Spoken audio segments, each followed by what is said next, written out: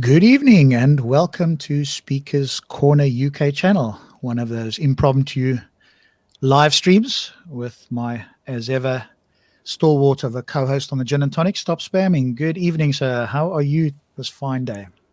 Hi, good evening. Going strong and well. Thank you very much. It's a nice weekend. It's a balmy evening. It's like spring in February. It's actually amazing. So, all good. Damn, I wish I had that weather. Over here in the UK, it's rainy, it's wet, Oh, typical okay. UK, not pleasant weather. And we had a few storms here, as I you was know. in So, sunglasses the whole yeah. day. So again, I was in sunglasses the whole day. damn, man, I want to borrow some of that weather. Cool. So welcome if you are joining us live or if you're watching this as a recording. And we thought we'd just do a little stream because we had between Stops and I yesterday evening, that would have been, I guess, Friday the 21st, Saturday the 22nd, which is kind of today, but early morning, 22nd of February 2020.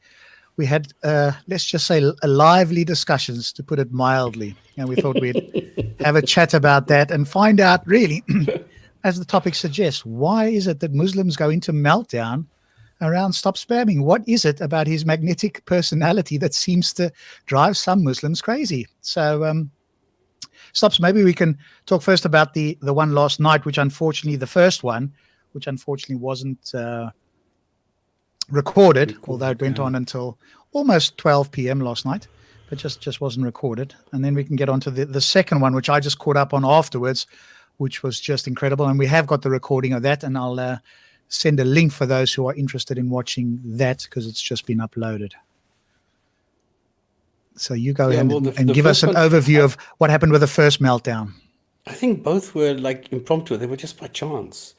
I was actually going to do something completely different, and then I somehow bumped into one on where I can't remember who was talking about what, and why this whole thing happened. It's just that I think Ahmed was there, and he was talking about. I don't even know if he was talking. I think he was actually talking about inheritance, and then because of the discussion that I had the night before with the Ziryab guy, where we had a 5 minute, well, I don't know if you call it a controlled debate. It was just a backwards and forwards, which, doesn't really go well for this kind. It's a format that doesn't go well if you're talking about this was about the physical or whatever evidence for the existence of Muhammad as described in the Sunnah as a historical person. And then afterwards, when this was over, this was like really nonsense because he made just one claim, and that was, I don't know, it had nothing to do with it. So then the next thing was that we said, okay, let's carry straight on with the inheritance era. And then he had to fold after a while, and then he ran.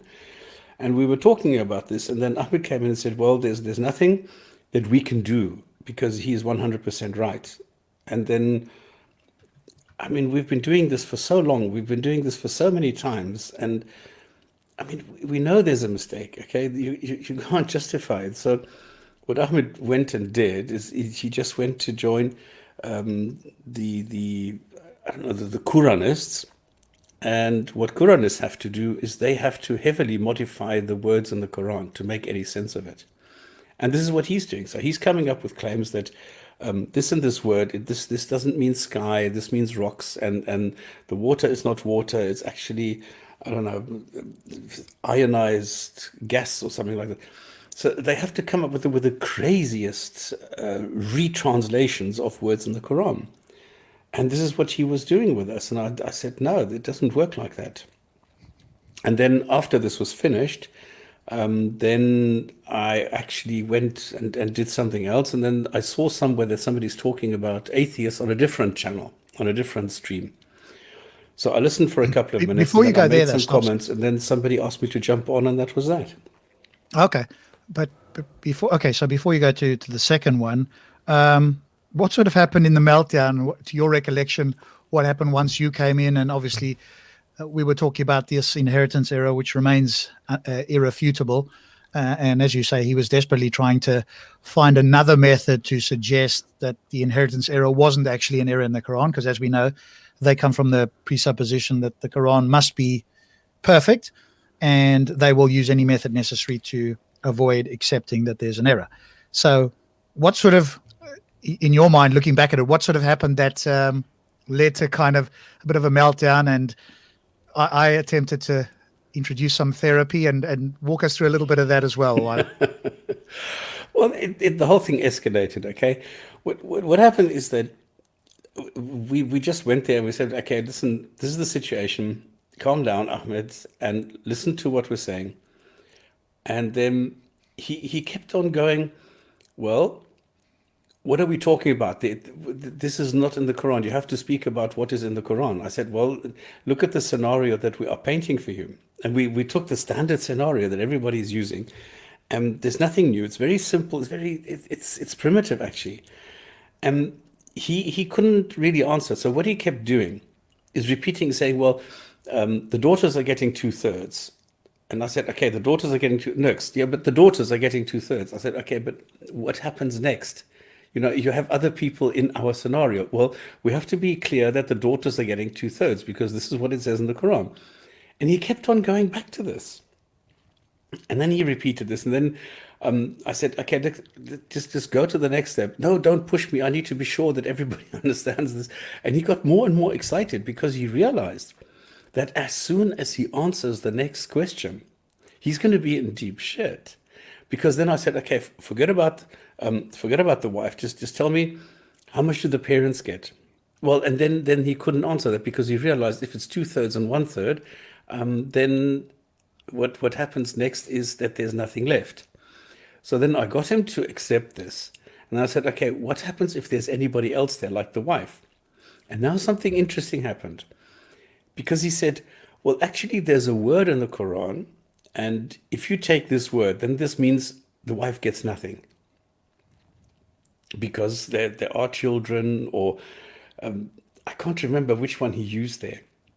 There were two different versions. And he then changed a word in the Quran, which made it seem as though if you were a family with 3 daughters and the parents, surviving and the husband dies, then everything is cool because then the daughters get 2/3, the parents get 1/3, and then you're clean, you're on one. But then there is nobody else that can be in this family that can get anything. And this is where he got excited. And I said, okay, let's leave this example. And then Rob took over. And then what I was doing, I was looking in the background because a couple of days Rob came up with an example, which I sort of glanced over and I said, no, this is not really real. No, it's too dicey, blah, blah. But then I looked at it and I said, no, hang on, we can actually use this. So we came up with the second one. So I said, okay, let's take an even easier scenario. Let's say there's only a wife and there's just the 2 sisters, and there's what else was the other one? There were 3. There was a wife, mother, and 2 sisters. Mother. So it was the wife, the mother, and 2 sisters. I mean, you can't make it easier than that. So it turns out that if you go according to the Quran, then the mother gets 1/3,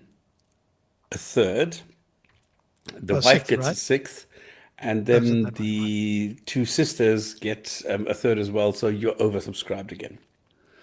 Now what he did is he said, well, there's a word there that you cannot use the sisters because if there are siblings, the mother doesn't get 1/3, but she only gets 1/6, which would mean that you are undersubscribed, but this you can always get out of because you say the rest goes to the community. Okay. So I said, well, how do you get to the mother getting 1/6 and not 1/3, the way it's written in the Quran? Well, there's siblings. I said, where's the word siblings in the Quran? Well, he couldn't find it. So he says, well, there's a word there, which is brother, and oh, no, this was the other one. The first one was with the children. Exactly. The first one was that there is a child, and because there is only one child, then this is showing that the wife doesn't get anything. Now I remember. I got things mixed up. Yeah, I think most people who are watching, they won't really be able to follow what you're saying, so I might have to bring it up on screen. Yeah, because there was so much happening yesterday. I was more sort of thinking of how did it go? Not into the deep level of, the minutiae of it, which we could always do, but more how did he respond? Because, he kind of went into meltdown, and I guess I assisted a little bit. It was one of those rare times when I was trolling, at least to some level, right? Because he thought, okay. You're on a higher level, really. So what happened is he was just retranslating. He was taking words and just saying, well, this means that, but if they don't. And then we were nailing him and saying, look, no, you can't do that. It doesn't. And he got more and more agitated, and he got really upset, and he really, he went into a rant, and he would not stop talking. And then what Rob did, and this is something that he's never done before, I don't know where he got this idea from. He said, okay, relax, Ahmed. I'm trying to hypnotize you. I'm talking normal to you. And I'm going to show you, I'm going to give you the atheist Shahada now. Repeat after me, and you will be freed from all your demons that are driving you into madness right now. And he was carrying on and on like this. And the more Rob was trying to calm him down, the more upset Ahmed got, and the more he carried on ranting. And the more he went into this crazy, well, what do you call this? He couldn't stop. He couldn't help himself. He could not stop. He just went on and on. Yeah, I think he also, he also felt like he couldn't get his words out. I mean, he had plenty of time and obviously kept repeating himself, but felt like, and I kept quiet for quite a bit of time because he said, okay, he wants quote unquote 2 minutes, right, with you, which I was quite happy to let that run. And once he had the 2 minutes with, well, never going to be 2 minutes. After about 20 minutes or half an hour, whatever the case is, of going backwards and forwards, and he admitted that he was tired, etc. And you were running through, these inheritance errors things to find out, because he thought he'd done a lot of reading and he'd come back and he'd got a solution to this. Never mind that we pointed out that his solution wasn't accepted by any of us, or in fact virtually any other Muslim that's ever lived. And it turns out we were correct. I was correct as well. We were both correct, certainly with the first version, because he didn't know the words he was reading. He hadn't studied up on his own Quran. And I made the statement about it, which was straightforward. And today we have confirmed that, in fact, I am correct with, a couple of these words that he thought that would save him. And which is why, of course, all the Muslim scholars and so forth over the centuries really have had to employ another method to try and avoid this inheritance error that's in the Quran.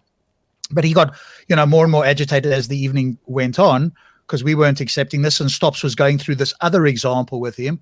And he thought that he knew this all and that he was exposing Stops. Of course, just the general thing where the ego is running crazily.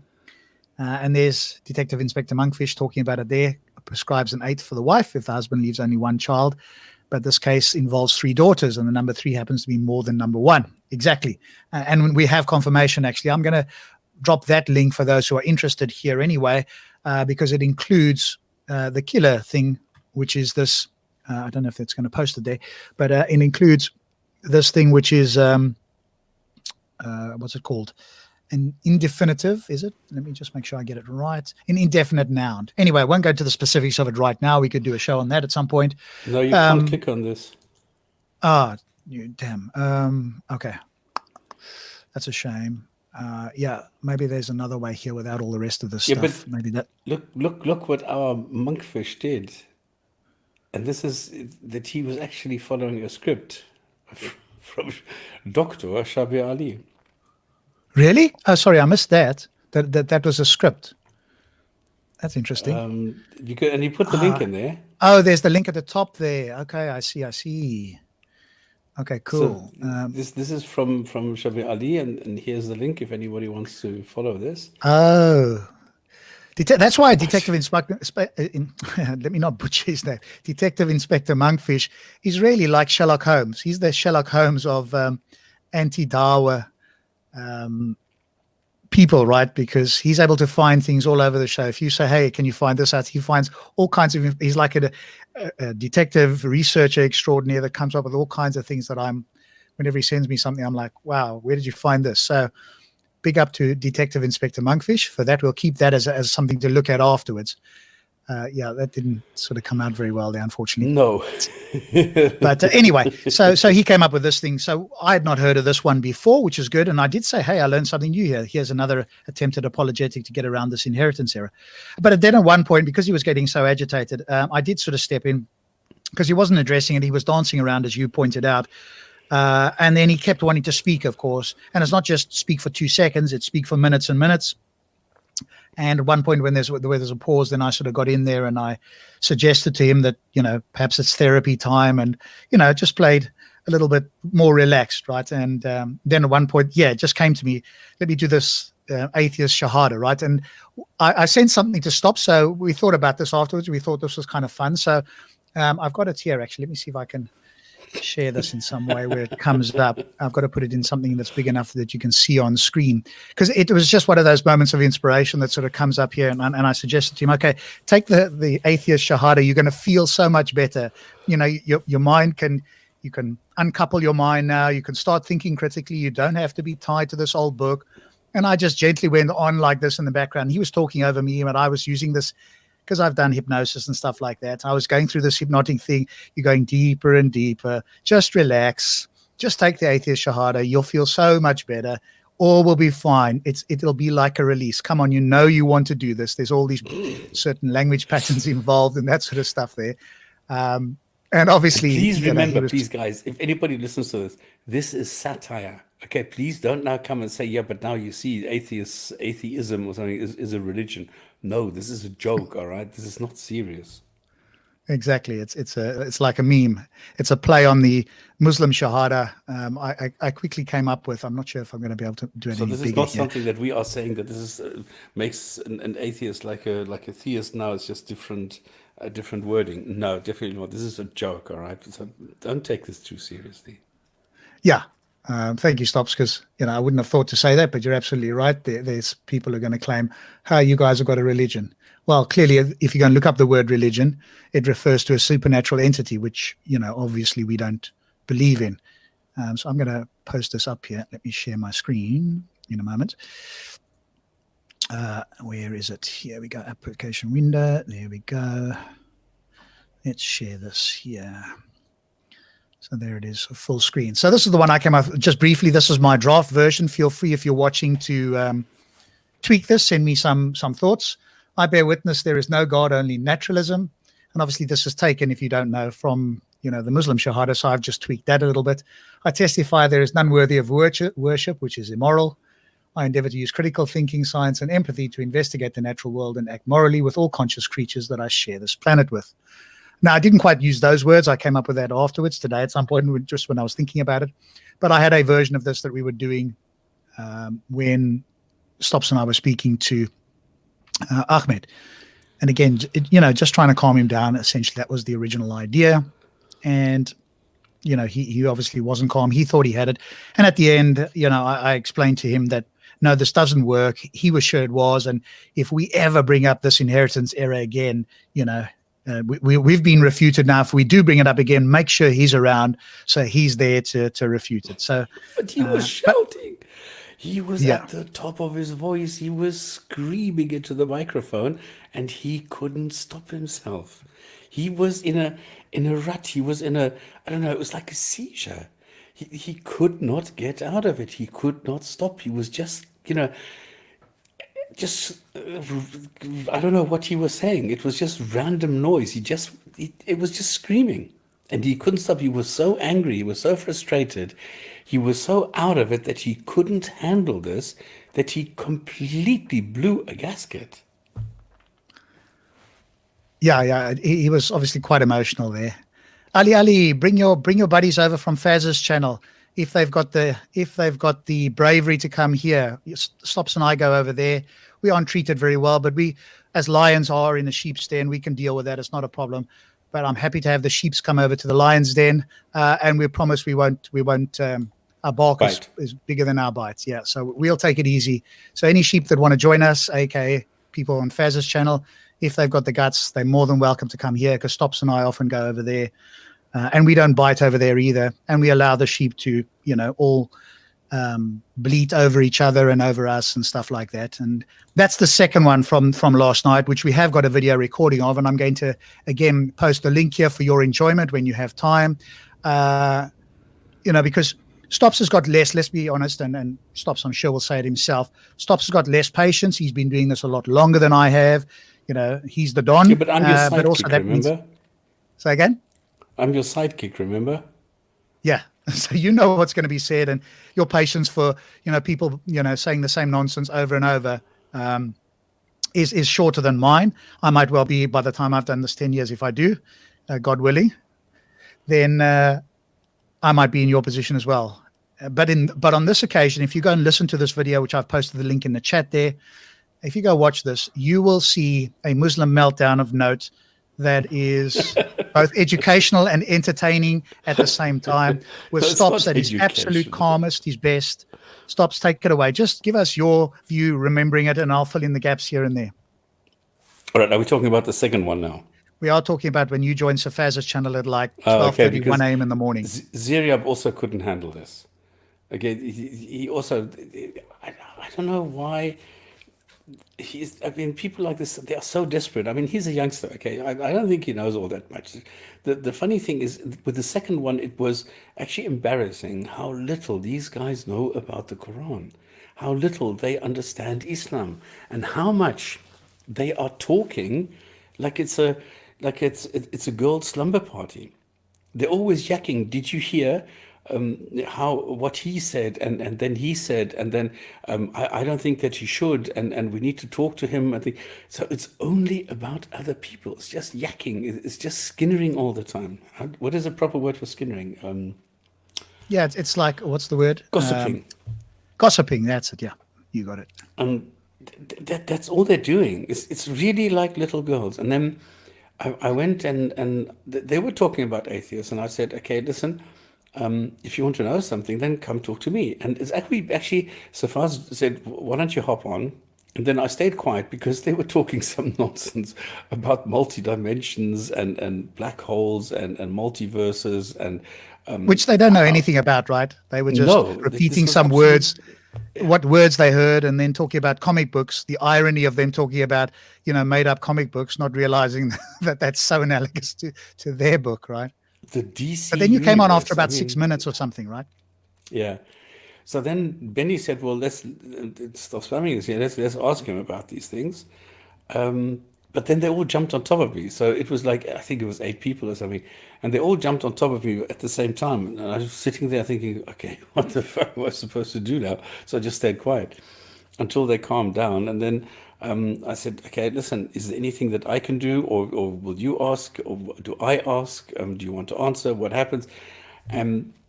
It took a while, but the thing is that every time I said something, they immediately jumped. I mean, I barely opened my mouth. So somebody would interrupt, and then the others would come in, and it was always chaos. So I said, no, this is not going to work. And then they realized that there's nothing happening. So then they dropped off one by one until it was only 4 or 5 people left. And then it was a guy called Mr. Maraz or something like this. Amaz, Mr. Amaz. Mr. Amaz, there you go. I'm mixing this up with Farsi. Okay, so this Mr. Amaz was there. And then he's a big mouth, okay? So he's always somebody. I mean, he was more worried about my avatar because the last time I was there, they didn't like this picture from this game that Ike, I don't know if you remember Ike, he made this photo for me, all right? And I'm using this to animate things and blah, blah, blah. So he took this from some game. And apparently, this is a photo, or this is the picture of a guy that is also being used by Shia Muslims for Ali or something. And I was not even aware of this because I don't really look at pictures of Muhammad or Ali or any of those people. So they told me that this is a picture of the Shia. So I said, okay, if you don't like it, then I will change it. What should I put there? And they said, well, you're a kafir. Why don't you put kafir on there? So I did that. And then now this guy was complaining that I had coffee on there because he says, first they said, well, you're mocking us with this photo. From this photo, I went to this photo. And they said, well, now you're really mocking us because now you're taking the Mona Lisa and putting her into a burqa. And I said, okay, and what? So they said, no, I'm not allowed to do that. I need to change it for the logo of a kafir. So I did that. So I took the what do you call it, the Arabic script for kafir, and I put this in as a logo, and I don't have it here at the moment. So now he was complaining about this. So he says, well, now I'm mocking him as well because I am proud of being a kafir. I said, I'm not proud of anything. I'm just somebody who does not believe that gods exist. And the expression in Islam, and this was suggested to me by the people in Safaz's channel. And he says, well, will you change it? I said, no, get lost. I'm not going to do that because this was a suggestion from somebody in this group. So if I remove it, that person is angry. Why don't you guys sit together, have a conference, and decide what logo I should have? Okay, before you continue there, Stops, let's just make it clear as well. And that Safaz's channel is running now as well. And sometimes Muslims, or at least these Muslims, wonder why people look at them as if they are from somewhere else, even if they're born here. Like the mentality, right, has sort of traveled over via a meme or something to the UK. There's restricted speech. Whenever you say something, you're muted. He has all these mods on there that are like, children that mute everybody when you say anything at all. They overtalk you. They want to try and find any reason, particularly with you. They want to try and find any reason not to engage with you, right? Hey, I'm choosing to take offense at a picture. Whoopity-doo, get over it. It's not even Muhammad, right? Come on, grow up. You're in the 21st century in a first world country. That mentality is either back in the 7th century or over there in the Middle East. But just upgrade your mentality to over here, right? We're not even burning a Quran. We're not even having a picture of Muhammad. Get over it. The sensibilities here. And then you've got the cheek to complain that sometimes people look at Muslims as if they have, some problems. And they are bringing it on themselves by muting people for saying nothing on Safaz's channel or getting, choosing to be offended by a picture like this. Anything they can find nowadays. The victim mentality is just like infecting people. And then they have the cheek to complain. So go on then. Yeah, but the funny thing is he doesn't complain about something that I said. He doesn't complain about something that I'm saying, that I'm, I don't know, that I'm claiming or that I am in any way propagating. It's just nonsense. It's just stupid things. And this is what I don't understand. Like this logo, for me, is totally harmless. It just says kafir. So it's a bit of a tongue-in-cheek. Yes, of course. But then I find this pretty stupid that all they spend the day with is complaining about my logo. And that's all they did. So this guy was going, I mean, he was also screaming and ranting about my logo. And yeah, but how dare I, and what a terrible person I am. I'm a liar. I'm a cocksucker. I'm all sorts of things just because I have this logo, which they told me I should do. So I said, well, I'm a nice person. They told me what to do with that. And I did that. So that's cool. So in the end, I just left it. I said, okay, listen, can we talk about something else? And then they said, well, why don't you do something else with your life and blah, blah. And I said, look, there's no reason to believe in gods, and that's it. And then I said, well, why do you believe in gods? Can you give me a reason? And then I started talking to this Amar's guy, and I asked him, well, why are you Muslim? Well, I was born a Muslim. I said, okay, so when you came out of the womb, you're immediately prostrated and you said, Allahu Akbar. And he said, yes. I said, okay, obviously, he's taking the piss here. Let's but pause it there for a moment again. Okay, he's not able to give you a coherent answer. He's not able to substantiate his views. He's not able to explain what it is that actually grips him. So I said, okay, when you were 12, when you started thinking, why were you still a Muslim at that age when you started thinking about these things? And he said, well, because I loved Islam and it made me successful. I said, okay, well, I don't have Islam. Can I be successful? Yes. I said, so Okay, why do you need Islam to be successful? Well, he says it's a different type of successful. I said, well, if it's a different type, that makes it individual, so you can't compare it. So what is the point of you telling me it makes you successful when anybody else can say the same thing? It doesn't make sense because you're not making a point with this. Yeah, it's Yeah, entirely well, subjective, right? Let's just pause it there as we go through the story, take a few comments as well, and then discuss this. For me, I've heard many of these things before, as you have, and you've heard 10 times more than me. I listen and focus on the tactics that people use when they don't have a substantial or adequate response, or they're unprepared or just ignorant on a topic. I'm fine if somebody says, hey, I'm ignorant, I don't know something, or hey, I'm not sure about that. I'll say that if I don't know something, right? I'm entirely fine. That's the intellectually honest thing to do. But if you focus, and the video again, I will remind you is here for those to go and watch, right? It's on Safaz's channel. What we've done is just taken the whole thing from this like 11-hour post. There it is for you to go and watch yourself. When Stop Spamming comes on, I sped up the first 6 minutes where they babbled about things they didn't understand, because Stops came on, and then it was 6 minutes later they actually invited him in to start speaking, because he sat there quietly for 6 minutes. But otherwise, it's an unedited version. It's uncut. You've got the entire thing there. But I focused on Mr. Amaz's tactics, right? And he would constantly interrupt Stops, go and listen to it yourself and tell me that I'm mistaken. I'm trying to relate as accurately as I can. This was, of course, after all of the where they all had a meltdown, right? They're all talking over him. They're shouting, they're swearing at him, cursing at him, interrupting incessantly, acting like children that have been without food or suddenly been, hate sweet stuff, because there's videos online where children eat sweet stuff or junk food and they go into a bit of a frenzy, right? It affects young bodies and stuff like that. And this is the effect that was going on. But once it sort of calmed down a little bit, Stops was able to have this discussion. And I was listening to all of this. I was in bed. I wasn't going to join anyway. But it was Stops at his level best, right? Cool, calm, collected, let them interrupt, talked when he got a chance, got incessantly interrupted. And this Mr. Amaz guy couldn't really answer these things. And so he continually talked over him and so forth. And then when Stops would interrupt him, because he just went on, then he would accuse Stops as a huge hypocrite of talking over him and not being, quote unquote, a man. I mean, this is all just laughable stuff, right? So I'm paying attention to how is he responding to Stops as well as what he's saying.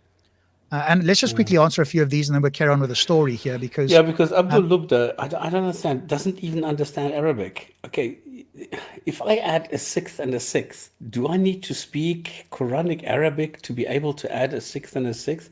No. So the whole claim that you are making is quite childish, actually. And it doesn't say anywhere in the Quran. I mean, if this God is so incompetent and so, impotent, that this God can't even provide me with the guidance that I need that would make me a believer, then it's not my fault. If the God is only able to provide the Quran in Arabic, then it should bloody well teach everybody Arabic. And now to tell me, well, it's on me to go and learn Quranic Arabic so that I can understand the Quran, that's bullshit, right? Number one. The second thing is, either you accept what the Quran says or not. Either you accept that it is clear, explained without a doubt, and valid for all times in this form and the word of a God, or you don't. But to come here and say, first of the values were never supposed to be absolute, that's, I don't know what to call that. That's disingenuous, dishonest, and pretty stupid. Because then what you are saying is, we don't need to follow everything. Then we can worship other gods. Then we can have sex before marriage. Then we can eat pork. Then because it was never supposed to be absolute. So do you see how stupid you are being? Okay, hold up and let me find a refutation. No, if you are not man enough to use your own brain to come up with a justification for what the Quran says, you are dismissed. You can go and sit down and shut up. We don't need you for this. Either you can think for yourself, you can argue your own case, or you don't. just following what somebody else is, because then as soon as we say, well, we reject it, you're lost, because you can't argue your own case because it's somebody else's case. You understand? I don't know if you capiche this. So this, this is so frustrating. If I see idiots like this come here and say, well, I'm going to finish you. This is what these guys, I'm going to finish you. I'm going to smack you down. I'm going to, all this trash talk.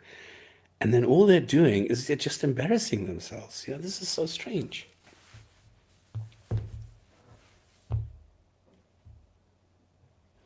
Okay, then I think Rob is busy at the moment. No, I'm good. So, I agree with you. I've probably had 300 or 400 conversations over the last 3 years, both at Speaker's Corner when I used to go and online regularly. And you've had probably thousands of conversations with people. Most of them, in my experience, have either never read the Quran, or those that have read it so that they can say I've read the Quran, but actually don't understand anything that's in there, right? And so that's typical, but it's the same with Christians and most religious people. It's only us that are taking interest that start to have a little bit of a look deeper. And so, you can expect the surface level stuff. But because they're coming from a point of, hey, at least some of them that seem to be, at least in at the surface level, a little bit dogmatic, because obviously there are Muslims who are becoming ex-Muslims. So there are people who suddenly involve critical thinking, who go, okay, let me look at this seriously from a non-biased point of view to the best of my ability. Pretend I'm not a Muslim and do this. And they are deconverting in droves. So the numbers are very encouraging. And that's my thing, is to get people to think critically. But most of them have never done this. So they're going to go and look for a scholar who's come up with something. But as you quite rightly point out, because they don't really understand deeply even whatever the refutation is, when you start to ask questions, and this is again something that happened the other night with you and the other fellow that you were having a conversation with, he put forward some things, but once you start to ask questions about it, you can immediately see that all they've done is a copy and paste, either in their brain or from a book or whatever the case is, and they can't explain it or go any deeper, because we're going to have questions. We're not just going to, because an expert says something, we're going to accept it. No, that's what, at least some Muslims do. Hey, a scholar said, so that's good enough for me. Well, no, critical thinking on our side means even if a scholar says it, we are going to analyze it critically. Could that scholar be wrong? Of course they can. And if you have multiple scholars, as Detective Inspector Monkfish says here, it's so-called being refuted, this inheritance error, in 3 contradictory ways. So, and again, if you're somebody that appeals to rationality and logic, you know that only one of them can be right or all of them are wrong. But you cannot have 3 ways to refute it that contradict each other. That is impossible. Well, assuming that you're a rational human being. If you want to be irrational, that's fine. I was just going to say that. Okay, let me do this thing. No Italism. Is this Italic, or are you trying to say know-it-allism? Yeah, know-it-allism. That's it, yeah. Arrogance, narcissism, and ungratefulness towards Allah, SWT. Well, if a God tells me that 1/3 plus 2/3 plus 1/3 plus 1/2 plus 1/4 equals 1, then this is a fool and not a God. If I look at a God, I expect perfection. This is a God, for crying out loud. A God can do anything, but he's not able to count? Come on. And this shows me that this is not a God who wrote this. This is some idiot who didn't know what was going on. They wanted to show off. This is what you find in the Quran. They were copying Greek medicine because they thought this was, a cutting edge at that time. They didn't realize that later on we would find that everything it says there is wrong. And that is the problem. So it's not me being arrogant or something. It's just me who has the facts and the Muslim has the fakes. And that's not, okay, am I being arrogant about it? Well, probably, yeah. I don't know. I mean, you could see it that way, right? That's a perspective to have. But if you're highlighting something that you think is very probably the case, maybe there is. It's not necessarily intentional that it might come across as condescending or in some way overly certain. But once you've done some research, as you have over a period of time, I think you're entitled to say that you really believe this to be mistaken. And on that point, I just want to bring up this thing, right? Because I hear this a lot, right? So Nikki, I think, is a Muslim, and because this was about your icon, right? Your avatar. It's not about being offensive. It exposes his agenda. Now, I hear this a lot. So there's 2 parts to this. One is that he's mind reading what your agenda is.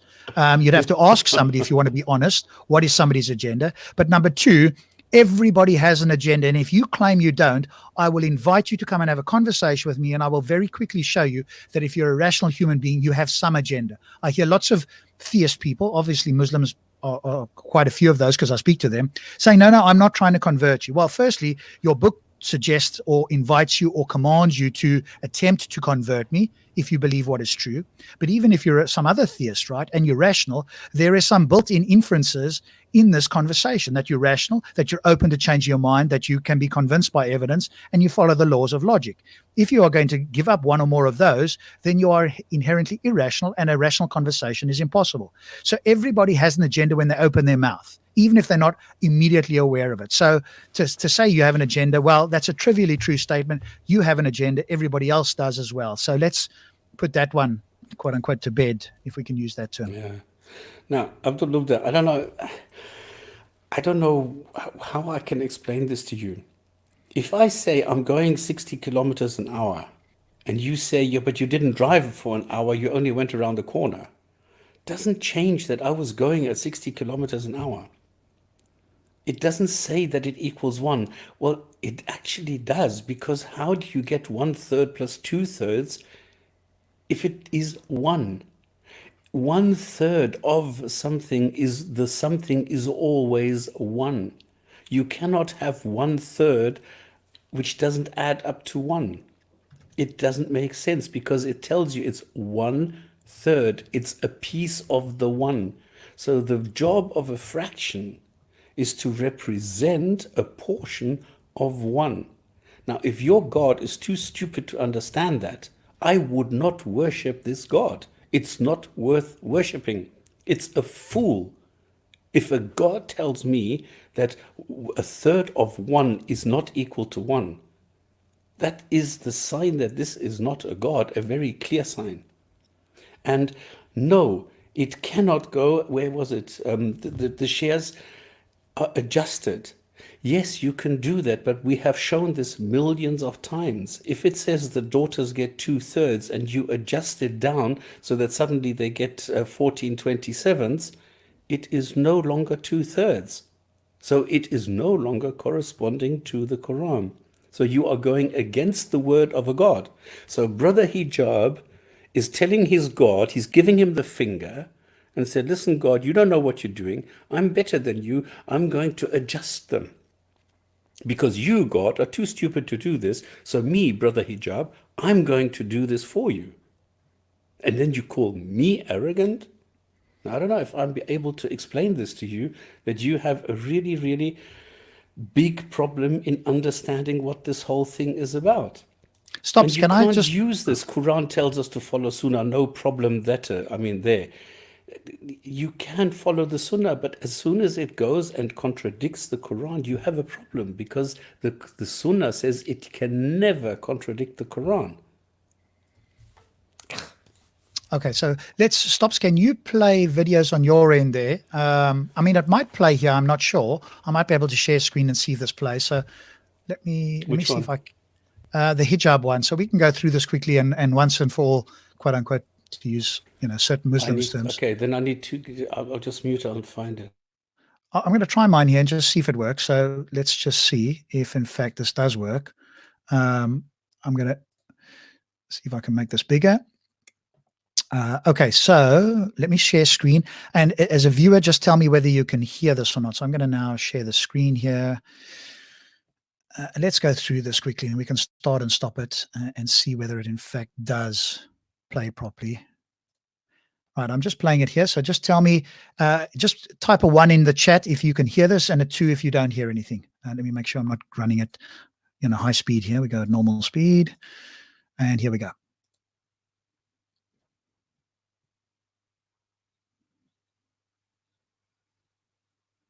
No, there's no sound.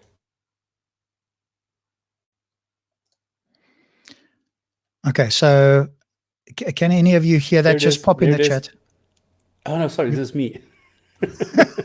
Yeah, that's me sharing screen there. I just wanted to see whether people could hear that. If not, you can route it through your program too. Okay, so people are not being able to hear that. So I will stop my sharing, remove from the stream. So Stops, if you want to share, we can see but not hear. There must be a way to route it. I've seen people do this. I'm just not sure what it is that needs to happen there. So if you can stop. Failed to load YouTube video. Please check the URL is correct and try again. Well, did you take the one I've given you? Here I'm it is taking again. copy paste. No, this is the hijab one. Yeah. I'll post it in the private chat there again.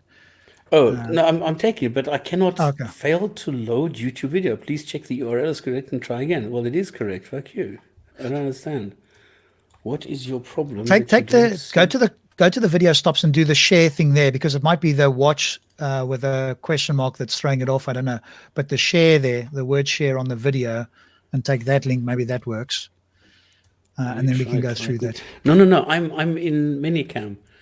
Oh, okay. Yeah. But I mean, the link that you're putting in, what's the format of that link? Because there's two different ways to do it. Yeah. Thanks, Smile. We can see there's no sound. So what we're going to do now is just get it. Stop Spamming's got a system where he can route the sound, hopefully, to get that to do. We'll go through this video as well. We'll point out the errors and the mistakes here. I've been through this video before. And hopefully once you've seen this and we've pointed this out, you guys won't bring up this video again as if this is a refutation. I'll tell you up front, it isn't. I'll also point out some of the tactics and the disingenuous nature of what's going on here as well that might have sailed over your head. So yeah, just give us a moment while Stops tries to get this going here.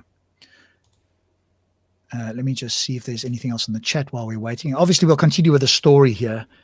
Because prior to Stops, he's continuing now for when he was speaking with this Mr. Amaz. But prior to that, I was listening in, and it was like I say, and you can watch in the video, like a complete meltdown. As soon as Stop Spamming came on, they sort of went after him, which is fine. He can deal with it. It's a lion in the sheep's den. But the funny thing is, as soon as I rock up there, I don't know what I have done to them. As soon as I arrive there and I make a comment, I am immediately muted. So the only line of defense they have is censorship. So the only thing that they can do is immediately quieten, soften. I don't know what they want to do, but it's gone. So I don't understand why they are so scared of me. Yeah. Well, I think because they've heard about you, and Safaz has talked about you before as well. So you come with you've got a reputation that precedes you, one that they find challenging. So let's make you. All right. So should I go and? I'm not hearing that.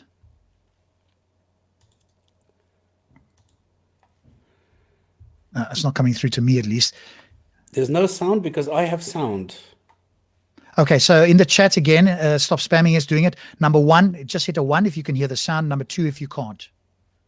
Let's see if I can listen in here.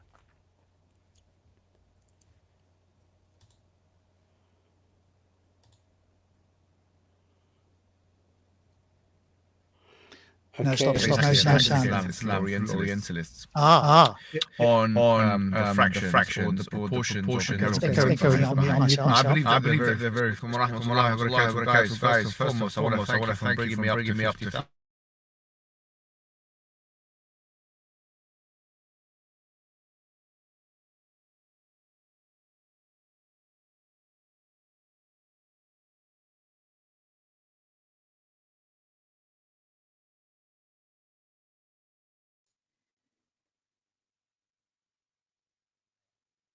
Okay, I can't hear it. Presumably it's still running.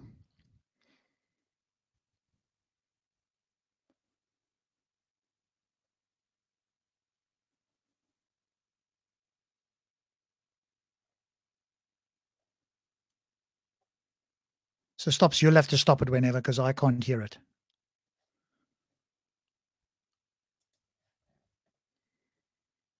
No, it's gone. People are saying they can't hear it again. Something happened there, and I'm getting echo now as well.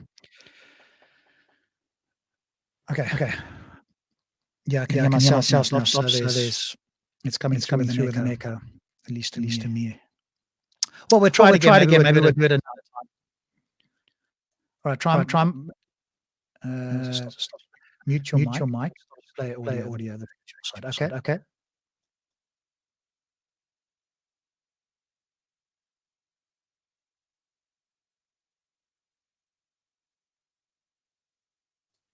Stops. Just try play it again. Myself. Logically, it's not a strong argument, and they know it. But if you look at chapter 4, verse 11 onwards, it talks about inheritance and inheritance distribution. And also the hadith tells us how to kind of divide the wealth. Now the question is this: what if the inheritance? Okay, let's just both. Yeah, something's going on. I can hear myself again. To do the sound. Obviously, we weren't. We've been through this way. It's a shame that it's not quite working. But I can hear myself. I think Stops has done that is rerouting the. So I can now hear. Solution goes over one. What if it goes over one? So I can't hear you. I don't know if you've done your audio mic is not. If you just speak up, I can hear you now. Okay, can you hear this one? I can hear you, and I can hear myself. Okay, let me put hijab on there. What if perhaps so in other words, if you add up all the fractions, it becomes an equal fraction with numerate. Could you hear this? Yeah, but it's echoing. It's running the and the cam. So we're getting.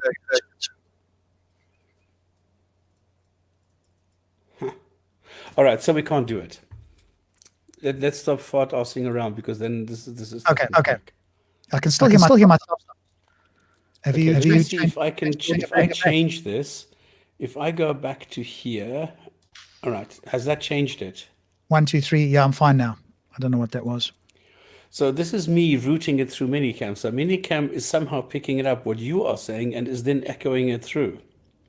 Yeah, you've got a headset on, so somehow it's sending the audio back through your speakers. It's picking up my audio and then sending that back as part of the audio from the computer as well. And this, I think, what is happening is that it's taking the system sound, which it is picking up, and is then amplifying that, unfortunately. Anyway, so what hijab is doing is the so-called OWL solution, which is the proportion solution. In other words, if you have a half and a half and a half, which is 1.5, it doesn't work, obviously. So what you take is you reduce the individual portions from a half to a third, because then you have a third and a third and a third, and then it works. But if the Quran says that you're supposed to get a half in inheritance, obviously if you're getting a third, you're getting a lot less. So yes, you can make it work from a human point of view, which is a workaround. So you can work around the error in the Quran to make it fit so that you get a third and a third and a third. Cool. But then it's no longer corresponding with what the Quran commands, which says a half. This is the whole problem. So you can't have both. You can't have the Quran giving you a command, and this is not a la-di-la-di-da God. Okay, if you screw up, you are screwed. I mean, you go to hell. So you need to make sure that you're doing the right thing, and the right thing would be to follow the Quran, but you can't do that. And this is where the mistake lies. So people like Abdul Lubda are saying, well, there's a solution. No, there is no solution, because either you take what humans are doing or you are taking the Quran. You cannot do both.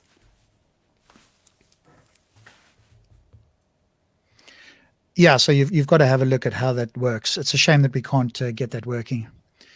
The guest is saying, stop blocking the truth, expose him, Rob. Who's the guest? Is it me or is it Abdul Lubda? I don't know who this guy is. The guest is saying, stop blocking the truth, expose him. I don't know what that is, so you have to sort that out. Okay, so yeah, as Stops has said, this is just a reduction in the portion sizes, so that's not going to work because that contradicts the Quran. So unfortunately, you're out of luck there. But carry on now, because obviously we had this huge meltdown. That's what the whole thing is about, because it was, like I say, I've posted the video. I'll post it one more time for people who have just joined us here, that they can go and watch this video of a complete meltdown of some Muslims on another Muslim panel elsewhere when Stopspamming came on. But eventually it died down to some degree. And then you had this conversation with this guy called Mr. Ramaz, who decided he would he'd be the linebacker, or what is it, the quarterback for this Muslim team of 5 or 6 or 7 people, and just stops on his own, as we say, a lion in the sheep's den, and go for it from there. Okay, now what happened is there were maybe 4 Muslims left by now, and now it became quite cozy. And now, funny enough, I could have a conversation. It was able to go into a dialogue where I was able to talk to the guy, and we were having a one-on-one talk, and this was possible. So that I could say, okay, then what is this? What is this? And he says, well, if you look at this, what happens there? So all of a sudden this was possible. But now what I'm doing is I'm going away from my old tactic of saying, okay, the Quran says in sentence X, this and this, because it gives a Muslim apologist a lot of wiggle room, because they can say, well, actually, it doesn't say that, and you don't speak Arabic, and you don't know what you're doing, and actually it says something else. This is what we saw with Ahmed, and this is what we saw with Mr. Amaz as well. So what I'm doing now is I'm turning it around. I'm not saying it says in chapter blah, blah, blah X. I say, can you tell me what it says there? So the guy says, well, I'm going to show you something that is correct, and that is in chapter 2, sentence number 6. I said, well, what does it say? He says, well, go and check. And this is where I say, I'm no longer doing that. I'm no longer playing their game. They have to play mine. And this is where I said to him, okay, you have to tell me what there is that is correct in chapter number 2, sentence number 6. And then eventually he came back and he says, well, a non-Muslim will not believe even if you warn them. And I'm warning you now, are you going to believe? Expecting me to say no, because that would make the Quran correct, no matter how you warn them, then they're not going to believe. But I said, no, if you warn me about something that makes sense, like if you are a fireman and you say to me, okay, look, there's a tree blocking the road, take the detour via, I don't know, Poitiers or whatever, then you're okay. Then I will believe, I will trust this guy, and I will believe that what he says makes sense. So if there is something rational, if it's reasonable, I will believe. But if you come to me and say, well, you're going to burn in hell, sorry, then no, then I will not believe. And the Quran, and this is the beauty of the Quran in this case, because it is so vague and ambiguous, it doesn't tell you. It just says, it doesn't matter whether you warn them or you don't warn them, the disbeliever will not believe. But it doesn't specify of what. And this is why I said, no, it's not correct, because I will believe what you tell me if you're making a reasonable claim. And therefore, this was down as well. So what I'm doing is I'm saying, turn it around. Don't let the Muslim get away with it. And this is why I said, you need to show me something in the Quran that is correct. Anything, any statement in the Quran that is correct. And they can't. But he tried, beauty right? is, well, not really, because he comes up and he says, well, there's Abu Lahab. Now, the funny thing is, he said, what does the word Quran mean? And I said, listen, guys, are you fucking ridiculous or what? Are you really so thick that you think I don't know what the word Quran means or what? And then they said, no, we want to know. I said, okay, it's the recitation. But now you've had time to look it up on Google. You know, they think that they're handling here a total beginner who doesn't know anything, who needs to go to Google to look up the word Quran. But again, Stops, because I'm focused on this, right? Look at the tactics, right? This is the tactic to try and discredit you. If you don't know what the word Quran means, or you don't know what some other quote easy to understand word means, then they can dismiss you. So it's all the dishonest, apologetic tactics to avoid having to deal with the ideas you're putting forward and to be able to discredit you, because that's all they want to do. Exactly. They find some quote unquote dirt on you or find a way to discredit you. Then they can just pat themselves on the back and say, he's a this, that, and the other, and they can put their fingers in their ears. It's just no matter how irrelevant. This is the funny thing. Okay, I'm sorry, I have to tell you. The other thing is, they said, have you read the Quran? Now, I've read it in different languages, okay? Now, I can't help that I was brought up in different countries speaking different languages, okay? This is my background, this is my childhood. It's just the way that it is, okay? So they said, well, all right, then tell me what is hot bread in French. I said, come on, this is exactly what you are saying, because they're trying to discredit me. So they're trying to find something that I say, well, I read it and I speak French and now I can't do something in French. So they quickly looked something up and said, well, hot bread in French. So I told them what it is, because they're trying to test me now on stupid things like how to translate hot bread into French, because it doesn't matter what it is as long as they can discredit me. So they tried all these different things and this didn't work. So now what I'm saying is, give me something that is correct. And now what he's saying, well, he's going to Abu Lahab and he's giving me the story. I say, this is now from Quran chapter 111. And he says, oh yeah, it is chapter. And I think this is when they realized, oh fuck, this is not some idiot, but he actually knows the Quran. He gave me the story of Abu Lahab, and he says, you see, I have just demonstrated to you that this was a historical figure. And I say, excuse me, all you've done is you've made a claim. You've just read 2 sentences from the Quran, and now you're telling me just because it is in the Quran, this is now your evidence? And this is the funny thing. This is what you need to keep in your mind. A Muslim apologist will actually consider the words in the Quran as being evidence. And while you are trying to discredit the Quran, they are bringing up the Quran because the Quran says that it is perfect. So you can take it as evidence because it says so. This is, the definition of circular reasoning. And Yeah. this is what they're doing. I think we've got to remind people and remind them that the Quran is a set of claims. In order for anybody, even themselves, to believe it, if they're intellectually honest and they're using their critical thinking, then they should be checking external to the Quran to verify that it is in fact, the claims that it makes are in fact correct. Because I can have a book, Harry Potter can make claims, right? Exactly. So just because a book says it's making claims is irrelevant and circular. Stops has said you need to go outside the book. So it's simply a set of claims. Why did he do that? Okay. Then, when we stopped this, then I said, well, do you have anything? Then he says, well, everything in the Quran is correct. Like when it mentions how the like the embryo grows in the womb. I said, no, everything there is wrong. He says, no, it's not. I said, well, take for example the bones. It says that the flesh clothes the bones, and in reality, it's the other way around. It actually dies. This is how fingers are formed. Okay, the flesh around the bones dies. That's how you get fingers. And he said, where does it say that? I said, well, I think I remember this. Okay, I think it's 23:14 or 24, something like this. So he went there and it was in 23:14. I don't know why I remembered this, but it just popped into my head. And he goes there and it was there.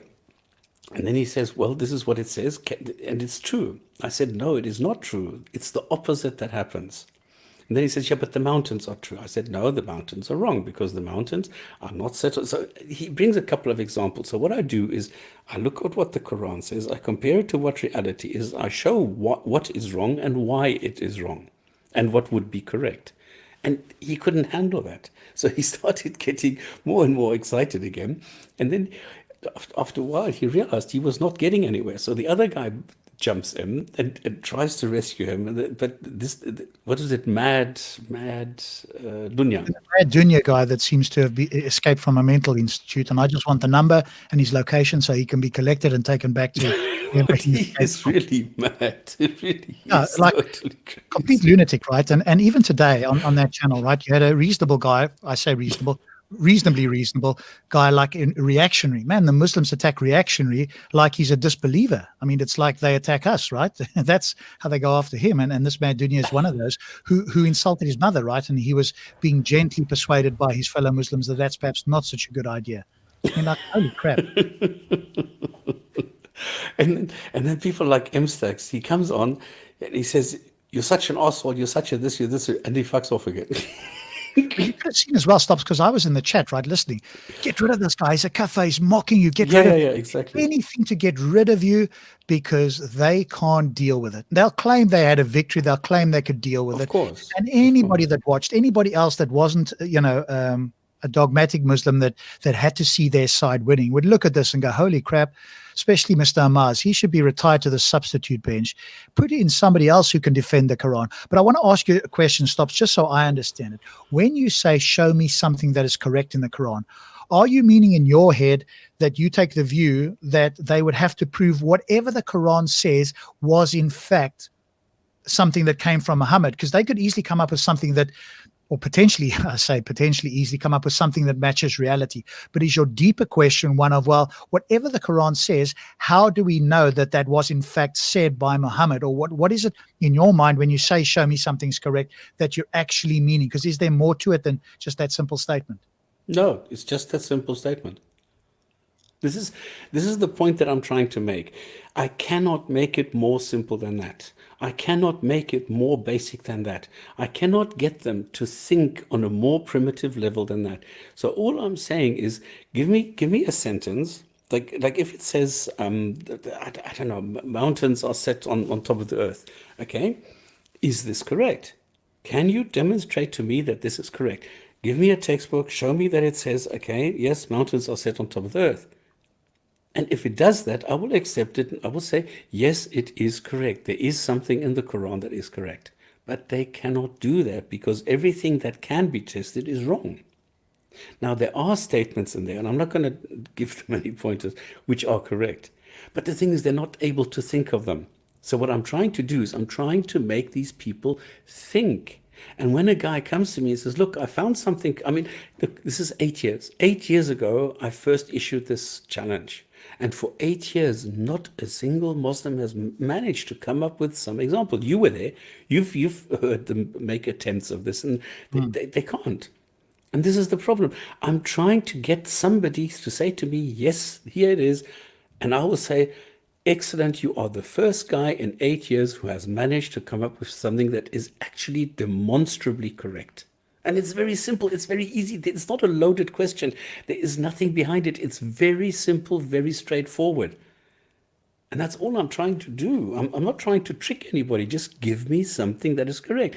Don't tell me, well, it is correct that there is a clot of blood clinging to something in the womb and this becomes a child. It doesn't work like that. And this is and I think also they think that when they bring like that historical claim that they brought to you, was it Abu Lahab?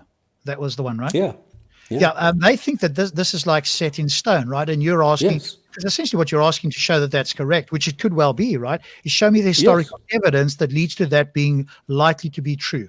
And now they're not going to have, right? But in their mind, this is all done for, right? It's a bit like, this is all correct already. I mean, it's like it comes across in some way almost as if they're going, well, how come you guys don't believe this? Have you never heard of this before? I mean, this is like this is on stones across the world. All you have to do is turn over the stone and you'll see that all of these things are correct, not realizing that there's in fact some work and evidence that's required to show that a claim is true.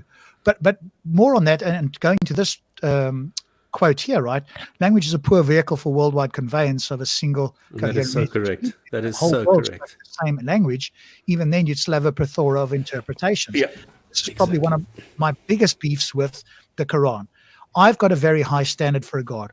Every theist I've come across, at least every Muslim, because that's what we're talking about here, has got a very low bar, right? Because if in fact God did want to send a message that was clear, complete, and error-free, he could do so, or presumably he has the ability. If he doesn't have the ability, he's not all powerful.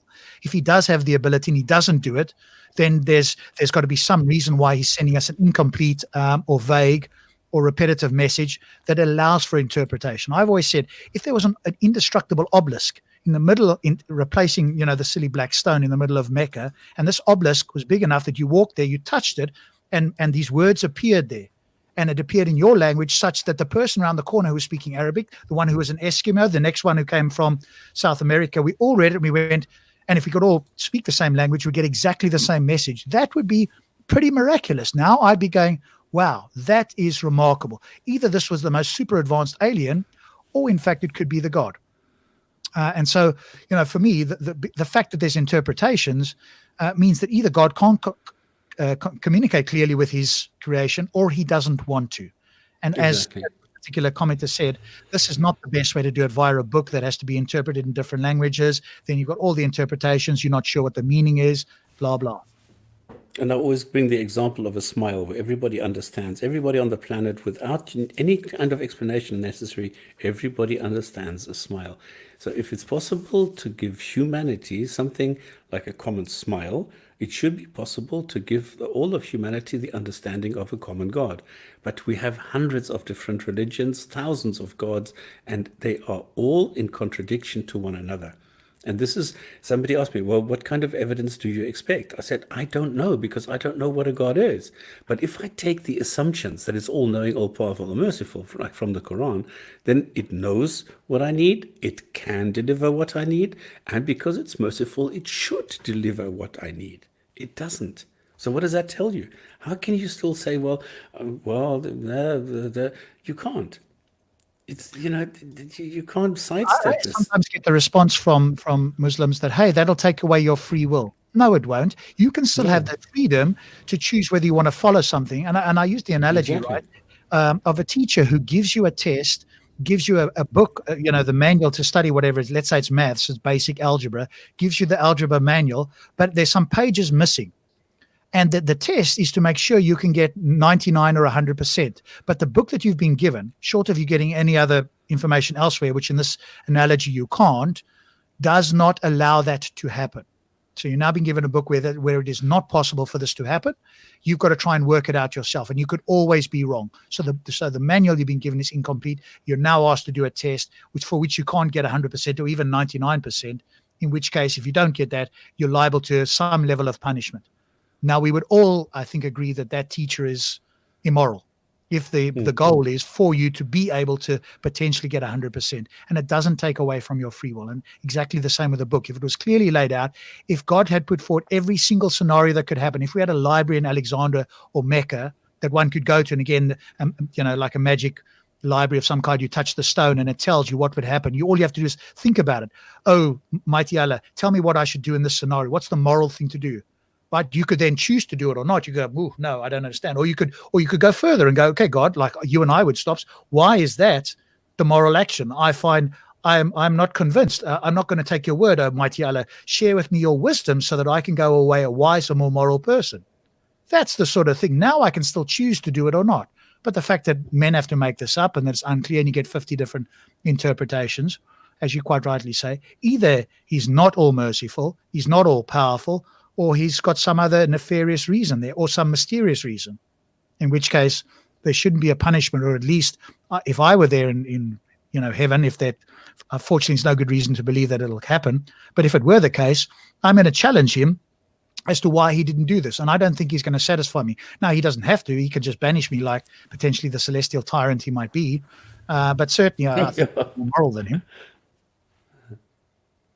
And the funny thing is, it forces the people to be dishonest, because it on the one hand, it expects total loyalty and it expects this faith, but doesn't provide the ammunition.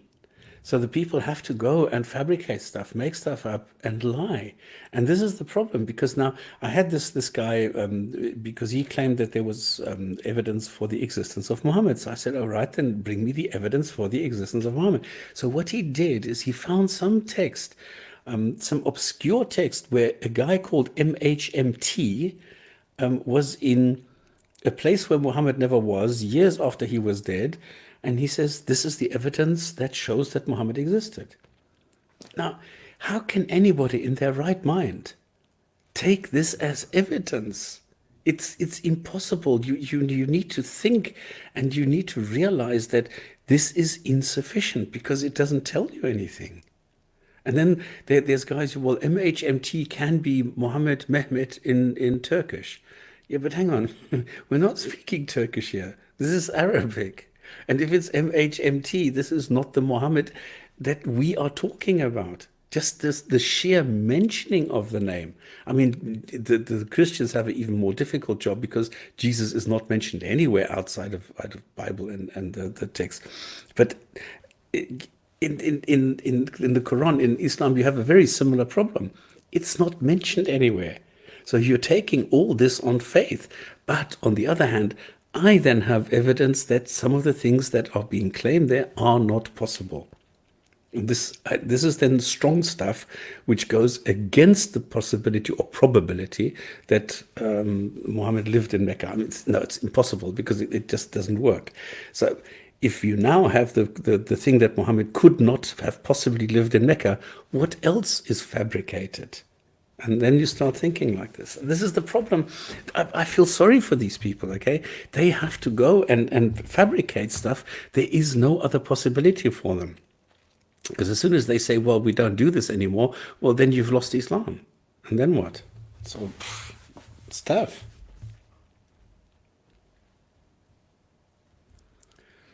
Sorry, I had to step away from a moment there. Stop. Sorry. No, fine.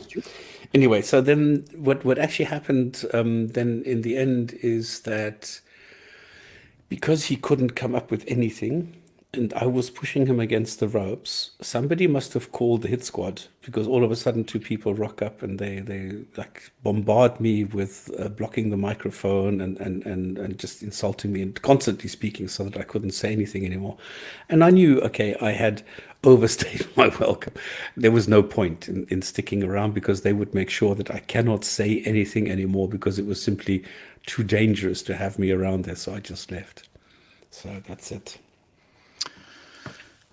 So yeah, it was certainly interesting, and probably just worth a live stream on you to go over. Perhaps at some point we'll go into some of the deeper levels of the error that we've got, etc. So maybe we can do it, or we can do it on the other show, wherever it may be, and go into that deep. I just didn't want to go too deep there without showing people on screen and so on. Otherwise, they might not be able to follow along. But it really was of interest. And again, I'll post it for one last time before we close the stream, unless there's anybody that wants to join us to have a chat.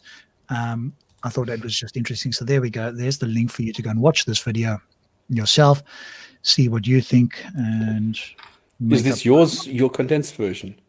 Yes, that's the version that's about, let's see how long it is. It should be about 2 hours. 2 hours, 14 minutes, yeah. And I've also sped up the first 6 minutes odd, because that was just people sort of rambling along about things they didn't understand, and then you came in. It shows when you join, and then there was a speed up there just because they weren't saying much, and then you started. Because what I'm doing is I'm making a shortened version, which I'm hoping to get down to something like half an hour to show them, just the pertinent stuff. You'll do an even better version of that, yeah. And again, maybe if we can get the technology sorted, we can go through the response here from Hijab and others. And we used to be able to do that. This was very straightforward. I don't know why at the moment this doesn't work. Well, let's have a look at it, Stops, and see if we can make a plan, and then maybe we can do that at some point. And if we go through each of these refutations, then for those Muslims who are intellectually honest and want to have a chat, then they'll be able to see that they can't use that anymore. Because I think, as you quite rightly pointed out, we are encouraging people to think for themselves. They can go away and look at other stuff, obviously, but read the stuff yourself. Just go and sit and actually take the time to work this out yourself. I mean, surely that's what you're commanded to do anyway.